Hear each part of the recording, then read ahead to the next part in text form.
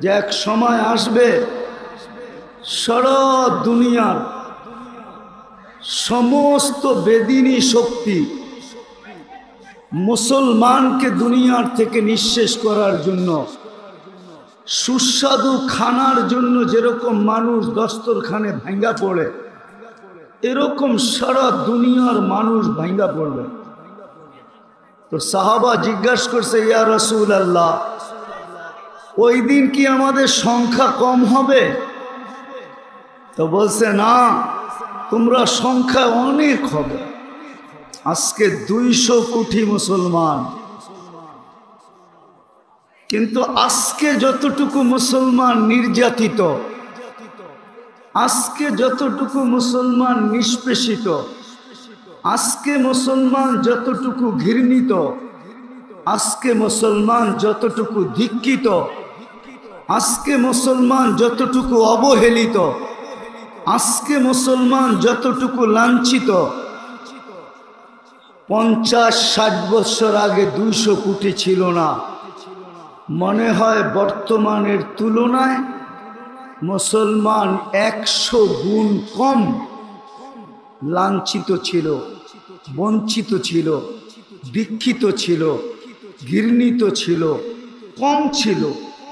কিন্তু আজকে যতটুকু এতটুকু ছিল না। আমি কি বুঝাইতে পারতেছি? খোদার ওয়াস্তে আওয়াজ করেন না। যে যেই অবস্থায় আছে দাঁড়ায় থাকেন, অসুবিধা কি? কেন আওয়াজ করতেছেন আপনারা? দিনই কথা, কিন্তু এত বড় মজমা আসছে, যদি কিছু না নিয়ে যাইতে পারে দিলের খোরাক, তাহলে এই মজমা তো হবে একটা, মনে করেন, প্রদর্শনী। যেমন আমাদের জীবনটা, মুসলমানের জীবনটাই এখন প্রদর্শনী হয়ে গেছে। বাস্তবতা বলতে কিছু নাই। আমি নিয়ে যাইতেছি আপনাদেরকে ওই দিকেই, অল্প সময়ের ভিতরে নিয়ে যাব। পায়ে হাত রাখি, আওয়াজ করেন না, বিলকুল চুপ হয়ে যান। কেউ দাঁড়ায় আছে, দাঁড়ায় থাকুক। সে যদি দাঁড়ায় শুনতে পারে, আপনার সমস্যা কি? আপনি দেখতে কষ্ট হয়, এটাই তো বলবেন। আজকে একটু মাইনা নেন যে দেখলাম না, এতটুকু কি মানা যায় না? এই জন্য আওয়াজ করতে হবে। আওয়াজ বন্ধ হয়ে গেলেই লাউড স্পিকারের আওয়াজ সবার কাছে পৌঁছবে। এতগুলা লোক যদি আওয়াজ করে, তো লাউড স্পিকার কি করবে বলেন? আপনারা চিল্লানি শুরু করেন, দেখেন লাউড স্পিকার হাওয়া, ওর চিৎকার কোনো কাজে দিবে না। তো যেটা বুঝাইতেছিলাম, যে আজকে যতটুকু মুসলমান নির্যাতিত, নিষ্পেষিত, দীক্ষিত, ঘৃণিত, অবহেলিত, রব্বে কাবার কসম, হাত্তাকে যেই আল্লাহ আমাদেরকে মুসলমানের ঘরে সৎ ইচ্ছায় অস্তিত্ব দিলেন, আজকে ওই মুসলমান পর্যন্ত ভাবে যে আমি মুসলমানের ঘরে জন্ম নিলাম কেন? কি ভাবে না? অস্বীকার করতে পারবেন? ও নিজে পর্যন্ত বলে, আমি কেন মুসলমানের ঘরে জন্ম নিলাম? আমাকে কেন মুসলমানের ঘরে জন্ম দিল? যে আল্লাহ সদিচ্ছায় মুসলমানের ঘরে অস্তিত্ব দিচ্ছেন। সত্য এটাই, আপনি আজকে ভাবতে পারেন যে ইসলামের মূল্যবোধ আপনার কাছেও নাই, যাকে আল্লাহ মুসলমানের ঘরে সৎ ইচ্ছায় অস্তিত্ব দিলেন।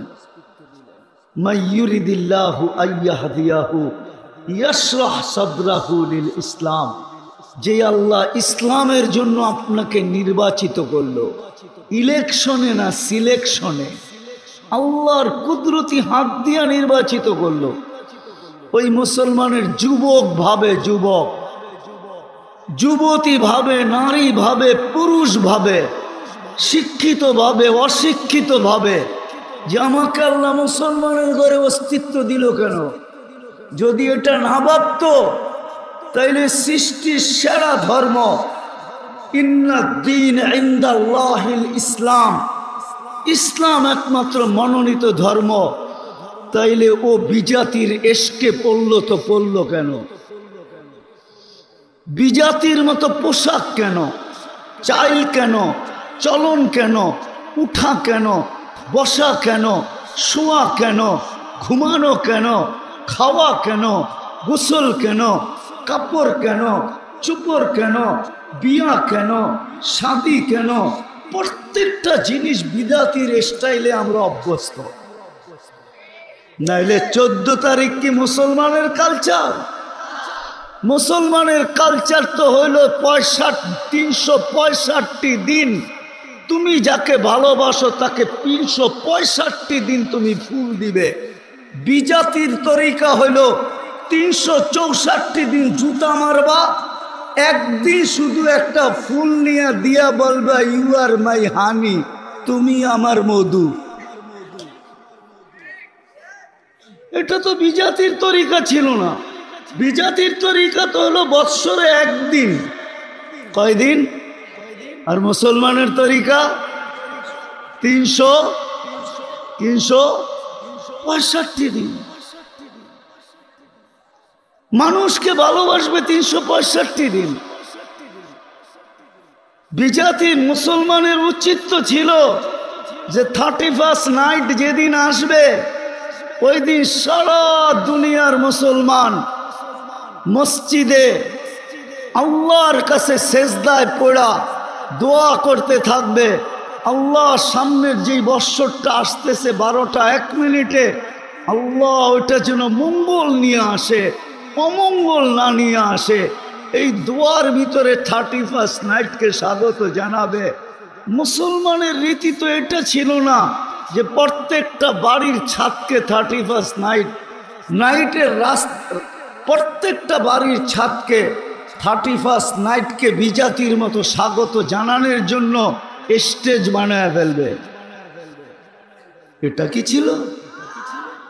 বিজাতিও তো এতটুকু করে না। আমি তো 31st নাইট আমেরিকাতে দেখছি, এত তো করে না যত বাংলাদেশে করে। আমি তো 14 তারিখও আমেরিকাতে দেখছি, এত ফুল তো কেউ কিনে না যত ফুল বাংলাদেশে কিনে। ওরা তো বেশির থেকে বেশি একটু দেখা হলো, গালে গাল লাগাইলো আর একটা মুচকি হাসি দিয়া কইলো ইউ আর মাই হানি, বাস এতটুকুই শেষ। মনে হয় গাজীপুরের মানুষ আমাকে নতুন করে বুঝাইতে চাইতেছে, ঠিক না? দুনিয়া ঘুরা তো দেখা ফেললাম, আমরা তো অতিরঞ্জিত। কেন কেন মুসলমান আজকে এত নির্যাতিত? কেন এত রক্ত ঝরতেছে? আবাবিল শুধু আকাশে কেন ঘুরে বেড়াইতেছে?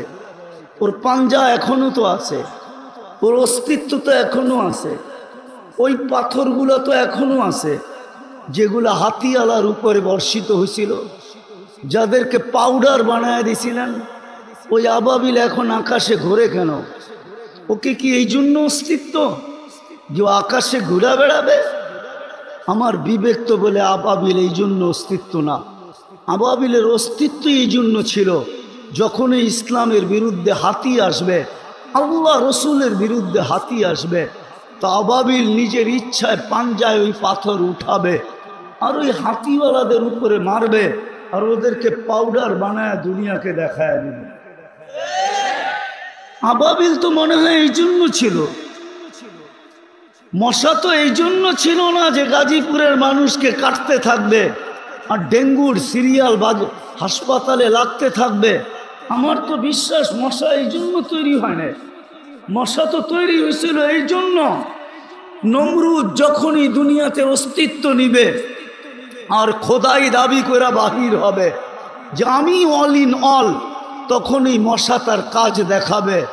নমরুদি বাহিনীকে যেরকম মাটির সাথে নিঃশেষ করতে মিশায়া দিছে, নমরুদকে 400 বছর জুতার বাড়ি খাইতে বাধ্য করছে। দুনিয়ার ইতিহাসে একটাই মশা পাওয়া যায় যার বয়স ছিল 400 বছর, যেটা নমরুদের নাকে ঢুকছিল, তাও ল্যাংরা। আমাদেরটি তো ভালো ল্যাংরা না, হাসার বিষয় না, বাবার বিষয়। আমি বাবাইতে চাইতেছি আপনাদেরকে, বিশেষ করে যুবক সমাজকে পায়ে হাত দিয়া বাবাইতে চাইতেছি, গাজীপুরের মানুষকে বাবাইতে চাইতেছি। চিন্তায় বাধ্য করতে চাইতেছি, দিলের ভিতর থেকে বলতেছি, দিলের ভিতর থেকে। আমি বক্তা না, আমার আগে মিজানুর রহমান সাইদ সাহেব পড়ে গেছেন, বাংলাদেশের গ্র্যান্ড মুফতি। ওনার পরে আর কথা বলার সুযোগ নাই। বসছি যখন তাইলে দুটা কথা বলেই যাই, লম্বা হবে না, ধ্যান দিয়া শুনলে আশা করি বুঝে আসতে পারে। মশা তো এই জন্য তৈরি করছিলেন আল্লাহ, যে নমরুদি বাহিনী যখনই দুনিয়াতে আসবে তাকে নিঃশেষ করার জন্য। চিৎকারের ফেরেশতা তো এই জন্য তৈরি করেন নাই যে জীবনে একবার চিৎকার দিবে আর নাকে তেল দিয়ে ঘুমাবে। চিৎকারের ফেরেশতা তো এই জন্য তৈরি করছিলেন যখনই মানুষ প্রযুক্তিতে মাতাল হয়ে যাবে, মাতাল। আজকে যেরকম আমরা প্রযুক্তিতে মাতাল, তখনই চিৎকারের ফেরেশতা চিৎকার দিয়ে সবার আকলকে ঠিকানায় আনবে। এই জন্য চিৎকারের ফেরেশতা ছিল। আমি তো চোখে দেখা বলতেছি, কওমে সালেহকে ধ্বংস করছে ওই গ্রাম আমি দেখা আসছি, ওই শহর আমার দেখা আছে, এই দুই চোখে দেখা আছে, ওই বাড়িঘর আমার দেখা আছে।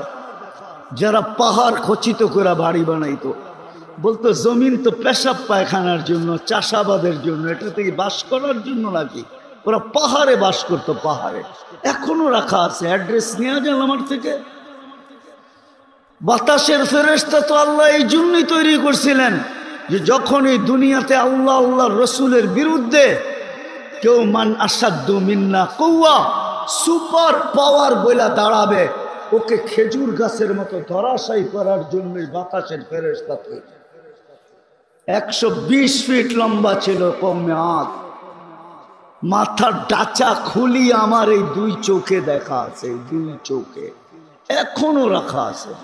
যান আপনারা দেখা আসেন, আমার কাছে কিতাবি এলেম নাই, চোখে দেখা এলেম আছে। আমি দেখা আসছি, আপনারাও দেখা আসেন। 6 ফিটের মানুষ একটা এইদিকে দাঁড়াবে, একটা এইদিকে দাঁড়াবে, দুইজনকে পরিপূর্ণ দেখবে না ওই মাথার খুলির উপর দিয়া। এত বড় মাথার খুলি বাতাসের ফেরেশতা তো এই জন্য বানাইছিলেন।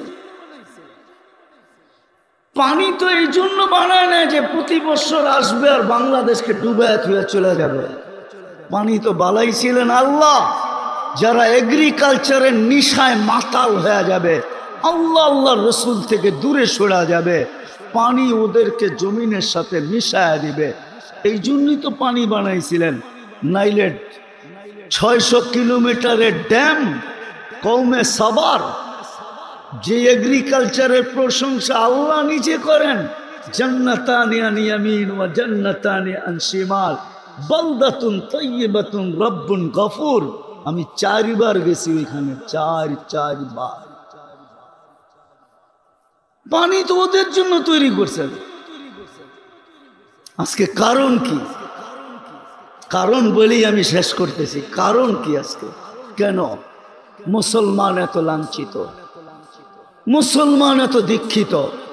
বলার আগে আরেকটাও বলি, কোন সাজে আমরা সাজি নাই? বিজাতির কোন সাজটা বাকি আছে যেই সাজে আজকে মুসলমান সাজে নাই? কোন সাজ বাজিয়া বাকি আছে? কয়েকজন হুজুরের কথা, হুজুর কয়জন পার্সেন্টেজে বাংলাদেশে? কয়জন? হুজুরের কথা বাদ দেন, তাবলীগালা দিনদার কয়জন? 1% না বাংলাদেশে। হুজুর কয়জন দুনিয়াতে? বাকি 99%ই তো আমরা ওদের সাজে সেজে গেলাম। ওদের মতো বিয়া, ওদের মতো শাদি, ওদের মতো খাওয়া, ওদের মতো 3 কোয়ার্টার, ওদের মতো হাফ কোয়ার্টার, ওদের মতো টি শার্ট, ওদের মতো জিন্সের প্যান্ট, ওদের মতো টাই, ওদের মতো চেহারা। সকাল হইতে দেরি, শেভ করতে দেরি করি না। সব রঙিন তো ওদের রঙে রঙলাম, কিন্তু তারপরও তো ওরা আমাদেরকে বুকে নেয় না, পিঠেই রাখে। আর কবে নিবে আপনাকে বুকে? মুসলমানও আমি নিয়ে যেতেছি জায়গায়, রব্বে কাবার কসম, যাকে আল্লাহ মুসলমানের ঘরে সব ইচ্ছায় অস্তিত্ব দিচ্ছেন, সর্বশ্রেষ্ঠ নবীর উম্মত হিসাবে যাকে আল্লাহ নির্বাচিত করছেন, রব্বে কাবার কসম, যতই আমরা ওদের রঙে রঙ্গি না কেন, আমি দুনিয়া ঘুরা বলতেছি, ঘুরা। এই পোশাকেই তো দুনিয়া ঘুরি, একটা তো ওটার তো হয় নাই। রব আলহামদুলিল্লাহ সুম্মা আলহামদুলিল্লাহ, ৯৯টা হয়ে গেছে। দোয়া করেন যেন সেঞ্চুরিও পুরা হয়। আমি তো ঘুরা বলতেছি, তোমরা আমাদেরকে মিডিয়া দিয়ে কি বুঝাবে? গুগল দিয়ে তোমরা আমাকে কি বুঝাবে? আমি তো চষতে চষতে চোখের পাওয়ার নষ্ট করে ফেলছি, পায়ের জুতা ক্ষয় করে ফেলছি। এই জন্য ভিতর থেকে বলতেছি, যতই আমরা রঙিন হই না কেন, রব্বে কাবার কসম, আল্লাহ বলে লা ইয়ানদুরু ইলা সুয়ারিকুম ওয়ালা ইলা আজসামিকুম। সারা দুনিয়ার বিজাতীয় বলে লা ইয়ানদুরু ইলা সুয়ারিকুম, আমরা তোমাদের রূপরেখার দিকে দেখি না, আমরা দেখি তোমাদের, এটাকে কি বলে, আমরা দেখি তোমাদের, আরে সফটওয়্যার দেখি আমরা, সফটওয়্যার। আমরা তোমাদের সফটওয়্যারে যেয়ে দেখি কে কে ধর্মের জায়গায় ইসলাম লেখা আসছো, আমরা এটা দেখি। আমরা তোমাদের এই রূপরেখা দেখি না, যে তুমি আমার মতো শেখ করলে কি না। আমি ফিলিস্তিনের বিরুদ্ধে যাইতেছি না, বসনিয়া আপনারা দেখেন নাই, গণহত্যা বসনিয়ায় হয়েছে, বসনিয়া আপনারা চোখে দেখেন নাই। আমি ফিলিস্তিনের বিরুদ্ধে যেতেছি না, ফিলিস্তিন আপনারা দেখেন নাই, আমি চোখে দেখছি। আপনারা দেখেন নাই, মিডিয়ায় দেখছেন ফিলিস্তিন, চোখে দেখেন নাই ফিলিস্তিন। আজকে মুসলমান কেন নির্যাতিত? রব্বে কাবার কসম, মুসলমান আজ যদি মুসলমান 3টা কাজ না করলো, আজকে যদি এই মজলিস থেকে যদি আমরা 3টা জিনিসের আপনি আর আমরা প্রতিবাদ করতেছি, আমি প্রতিবাদের বিরুদ্ধে না, গাজাওয়ালারা প্রতিরোধ করতেছে, ঠিক না? সত্য তো? আরে বলেন না, হা না না। আর আমরা কি করতেছি? কি করতেছি? এই মজমায় কয়জন আছে যেদিন থেকে গাজায় হামলা শুরু হয়েছে, যে আমি ডেলি 2 রাকাত নফল নামাজ সালাতুল হাজাত গাজা আলাদের জন্য পড়ছি, আর সেজদায় যায় আল্লাহর সামনে চোখের পানি জড়ায় বলছি, মালিক তুই জানিস আমি কোথায় আছি, তুই জানিস আমার ক্ষমতা কতটুকু আছে, আমি ওদের সঙ্গ কতটুকু দিতে পারবো।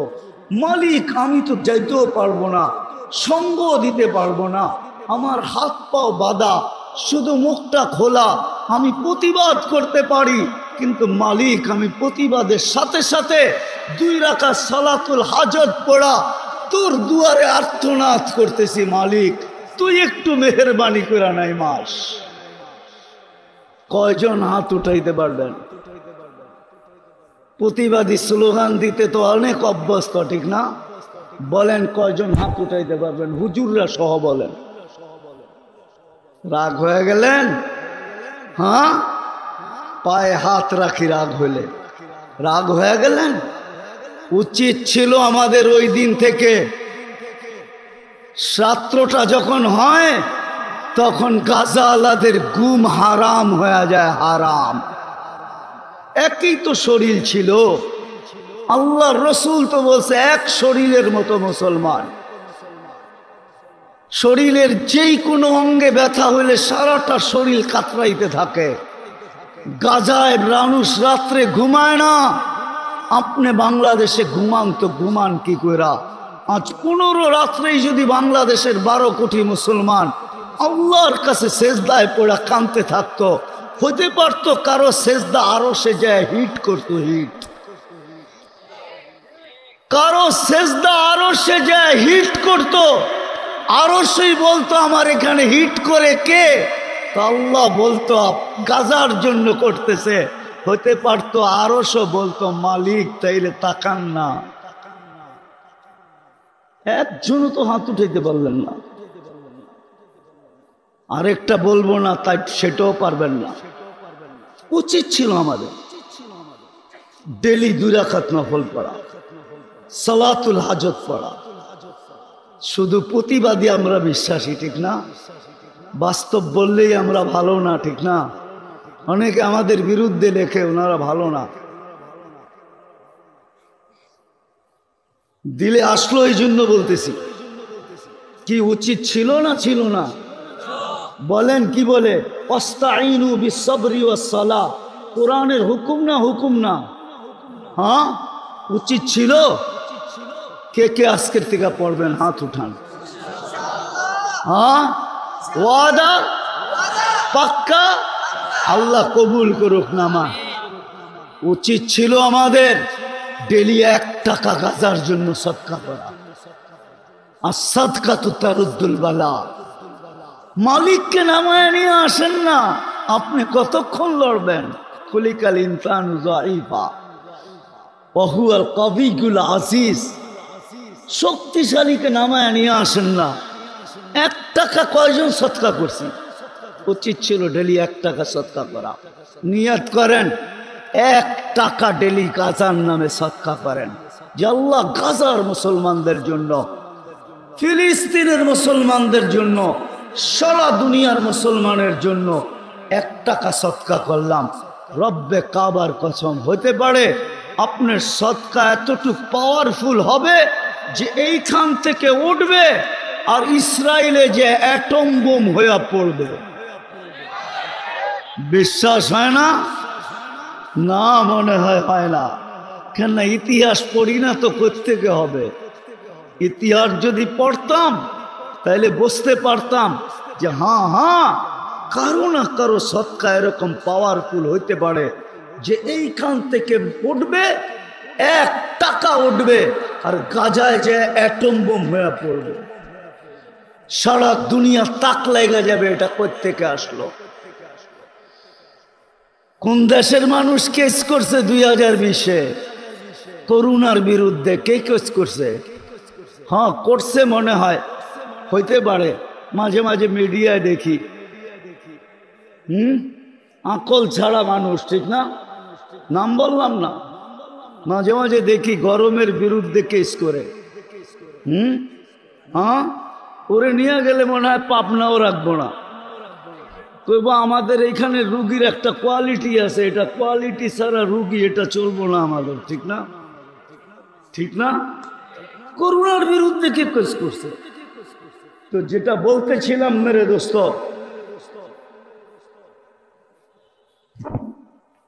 এতক্ষণ পরে ঠিক জায়গায় এসে যেটা বলতেছিলাম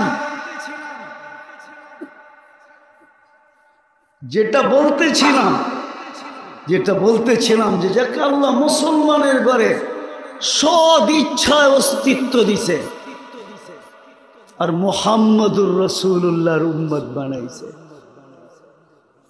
রব্বে কাবার কসম, কোরআন আমাকে বলে, আজকে হয়তো আমিও ভাবি মুসলমানের ঘরে জন্ম নিয়ে কি লাভ হইল, কিন্তু একদিন আসবে অবশ্যই যেদিন সারা দুনিয়ার কাফের জাহান্নামে যাওয়া মুসলমানদেরকে টিটকারি করবে, ব্যঙ্গ করবে যে ইসলাম তোমাদেরকে কি কাজে দিল। ওই দিন আল্লাহর রহমত যখন জোশে উঠবে আর আল্লাহ জিবরিল আলাইহিস ইসলামকে বলবে আখরিজ, যে সারা জীবন ধর্মের জায়গায় মুসলমান লিখতে লিখতে কবরে চলে আসছে, জীবনে কিছু থাকার না থাক, ওকেও বাহির কর। যখন বাহির করবে তো সারা দুনিয়ার কাফের চিৎকার দিবে লাউ কুন্না মুসলিমিন, হায় আমরা যদি নামদারি মুসলমান হইতাম। ওই দিন বুঝে আসবে ইসলামের মজা। চিরদিনের জন্য দুজক থেকে বাহির হবে, চিরদিনের জন্য জান্নাতে যেয়ে ঢুকবে। আজকে যদিও নাকি আমরা ভাবি উম্মতে মুহাম্মদী হয়ে লাভ হইল কি, কিন্তু না, আজকে হয়তো বুঝে আসতেছেন। যদিও আল্লাহ বুঝানোর মতো নিদর্শন দিছেন যে দুনিয়া উম্মতে মুহাম্মদী সবার মাথায় তাজ পরায়া দিছি একটা, সেটা হলো ওয়ালাকাদ কাররামনা বনি আদম, মানুষ সৃষ্টির ভিতরে সেরা। উম্মতে মুহাম্মদী তোর মাথায় তাজ পরাইছি 2টা। কুনতুম খায়রা উম্মাহ, এটা দ্বিতীয় তাজ। প্রথম তাজ তো হলো ওয়ালাকাদ কাররামনা বনি আদম, মানুষ সৃষ্টির সেরা। দ্বিতীয় তাজ হলো দ্বিতীয় তাজ হলো কুনতুম খায়রা উম্মাহ, এটা হলো দ্বিতীয় তাজ আমাদের মাথায় পড়ানো। যদিও উম্মত হওয়ার কারণে দুইবার আল্লাহর কুদরতি হাত লাগছে আমাদের গায়ে, একবার জন্মলগ্নে, একবার বাছাই করবে হুয়া যেতাবা কুম। আল্লাহ আমাদেরকে বাছাই। যুবক, জানো না তোমাকে উম্মতে মুহাম্মদীর অন্তর্ভুক্ত করার জন্য আমি তো আমারটা দিয়ে বুঝাইতে চাই। আমার মনে হয় লক্ষ কোটি মানুষকে আল্লাহ কুদরতি হাত দিয়া বাছাই করার পরে আমি যখন কুদরতি হাতে উঠছি, তো আল্লাহ আমাকে উম্মতে মুহাম্মদীর অন্তর্ভুক্ত করে রাখে। যখন কুদরতি হাতে আমি উঠছি, না হইলে কোটি মানুষকে আল্লাহ কুদরতি চোখ দিয়া দেখছেন, পছন্দ হয় নাই। আমার উপরে যখন কুদরতের চোখ পড়ছে, তো আল্লাহ কুদরতি হাত দিয়া মুহাম্মদ রাসূলুল্লাহ উম্মত বানায় রেখেছেন। আজকে বুঝে আসতেছে না, কিয়ামতের মাঝে বুঝে আসবে। আজকে মুসলমান নির্যাতিত হওয়ার জন্য, নিষ্পেষিত হওয়ার জন্য সবচেয়ে বড় কারণ তিনটা, আর কিছু না। মুসলমান এখনো তওবা করে ফিরে নাই, যদিও বারবার সিগন্যাল দিতেছেন লিউযীকাহুম বা'দাল্লাযী আমিলু লাআল্লাহুম ইয়ারজিউন।